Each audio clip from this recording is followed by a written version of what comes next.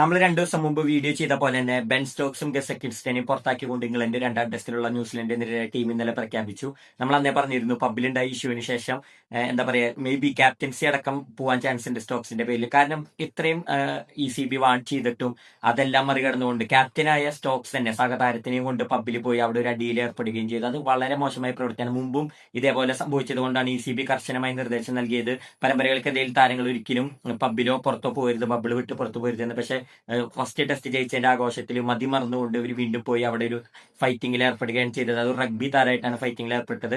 അതിന്റെ മുന്നേ എന്താ പറയാ അതിന്റെ ഭാഗമായിട്ടാണ് ഇപ്പോൾ സസ്പെൻഷൻ കിട്ടിയിരിക്കുന്നത്. കേസ് അന്വേഷിച്ചുകൊണ്ടിരിക്കുകയാണ്. ECB ഇപ്പൊ അറിയിച്ചിട്ടുണ്ട്. കേസ് അന്വേഷണത്തിന് ശേഷമേ കൃത്യമായി എന്ത് ആക്ഷനാണ് സ്റ്റോക്സിനെതിരെ എടുക്കാൻ നമുക്കറിയുള്ളൂ. സ്റ്റോക്സ് മാത്രമല്ല ഗസക്കിൻസ്റ്റനും പെട്ടിരിക്കുകയാണ്. ഈ ഓൾറൗണ്ടർ ആണ് ഇംഗ്ലണ്ടിന്റെ. ഇവരും മികച്ച ഫോമിൽ 1ാം ടെസ്റ്റ് കളിച്ചവരാണ്. ഇവരെ 2ാം ടെസ്റ്റിന് ഇല്ലാത്തത് ഇംഗ്ലണ്ടിന് ഒരു തിരിച്ചടി തന്നെയായിരിക്കും. പക്ഷെ എത്ര കൊലകൊമ്പത്തെ ആളായാലും ടീം മാനേജ്മെന്റ് പറയുന്ന കാര്യം അനുസരിക്കാതിരുന്നാൽ അത് ഏത് ക്യാപ്റ്റനായാലും അതിന് ഉത്തരം പറയേണ്ടി വരുമെന്നതിന് ഉദാഹരണമാണ് ഇവിടെ കാണുന്നത്. 2ാം ടെസ്റ്റിൽ നിന്ന് ഒരു ഒഴിവാക്കിയേക്കാണ്.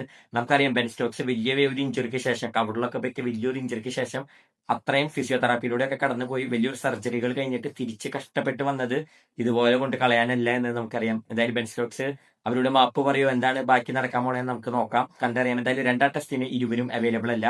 പുതിയ ക്യാപ്റ്റൻ ജോ റൂട്ടാണ്. നമുക്കറിയാം ജോ റൂട്ട് മുമ്പും ഇംഗ്ലണ്ടിനെ ക്യാപ്റ്റൻസി ചെയ്തിട്ടുള്ള ആളാണ്. അതുകൊണ്ട് Joe Root is experienced player. അതിനാൽ തന്നെ ആ ഒരു ഭാഗത്ത് അവർക്ക് ഒരു മിസ്റ്റേക്ക് പറ്റില്ല. പക്ഷെ എന്നിരുന്നാലും സ്റ്റോക്സിന്റെയും ഗസക്കിൻസ്റ്റൻ 2 മികച്ച ഓൾറൗണ്ടേഴ്സിനാണ് നഷ്ടമായിരിക്കുന്നത് ഇംഗ്ലണ്ടിന്.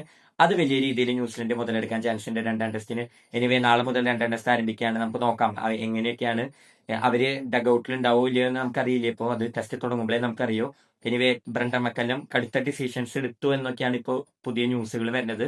നമുക്കറിയില്ല. ഒഫീഷ്യലായി നമുക്ക് വന്നതിന് ശേഷം മാത്രമേ നമുക്ക് വീഡിയോ ചെയ്യാൻ പറ്റുള്ളൂ. സ്കൈ സ്പോർട്സും അതുപോലെ ഇംഗ്ലണ്ടിന്റെ പ്രധാന ചാനലുകൾ എല്ലാവരും അങ്ങനെ തന്നെയാണ് പറയുന്നത്. മിക്കതും ബെൻ സ്റ്റോക്സ് ഇതോടുകൂടി റിട്ടയർ ചെയ്യാനുള്ള ഒരു സാധ്യത വരെ ചാനലുകൾ ഇപ്പോൾ നമുക്ക് നൽകുന്നുണ്ട്. ബാക്കി ഒഫീഷ്യൽ ന്യൂസുകൾ നമുക്ക് കിട്ടിയതിനു ശേഷം നമുക്ക് വീഡിയോ ചെയ്യാം.